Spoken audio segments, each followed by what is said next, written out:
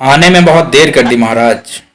ফুসকুড়িকে ফোঁড়া করে তারপরে সেটাকে ফাটিয়ে তাতে ওষুধ লাগানোর যে কাজটা, সেটাই এখন বিজেপি করছে। নেতাজি বিতর্কে, দীর্ঘ বিতর্কের পর অবশেষে মুখ্যমন্ত্রীর কানে কেউ একটা কথাটা দিয়েছে যে নেতাজি নামক এক অজ্ঞাত পরিচয় ব্যক্তির বিরুদ্ধে এইসব কুরুচিকর মন্তব্য করা হচ্ছে। আপনি কিছু একটা স্টেপ নিন।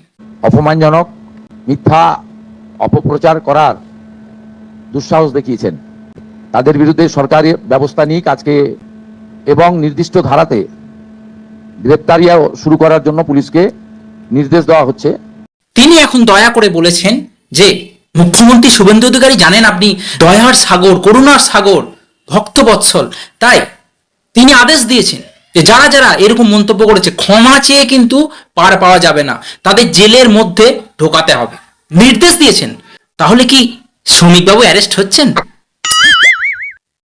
কি যে বলেন।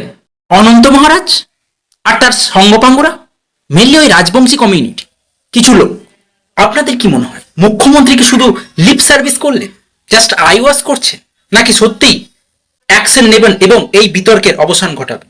পুরোনো দিনের একটা কথা এখন খুব মনে পড়ছে, পিসি চোর, ভাইপো চোর, তৃণমূলের সবাই চোর। সেসব এখন অতীত। ভাইপোটা কিরম ফাঁক তালে বেরিয়ে গেল না, ওদিকে ববিটাও।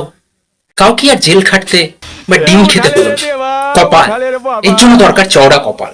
যাই হোক, এইসব ঝামেলা দেখুন, আমরা সরকারের শুভাকাঙ্ক্ষী, এই যে একটা বিরোধীরা সুযোগ পেয়ে গেল, এটা তো কোনো দরকার ছিল না।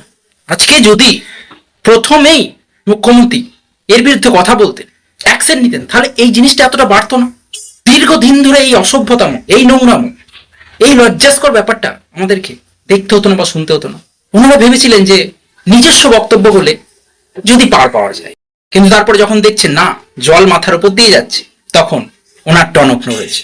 15ই আগস্ট সামনে, স্বাধীনতা দিবসের আগে এই মহান স্বাধীনতা সংগ্রামী নেতাজি সুভাষচন্দ্র বোসকে নাকি শ্রদ্ধাঞ্জলি দিতে পারবো? আমরা কি দেখতে পারবো এই অনন্ত মহারাজ এবং তার ছেলেরা যারা যারা অপমান করেছে নেতাজিকে, তাদেরকে জেলের মধ্যে সময়ের উত্তর দেবে? আপনারা কি মনে করেন? প্লিজ কমেন্টে জানান।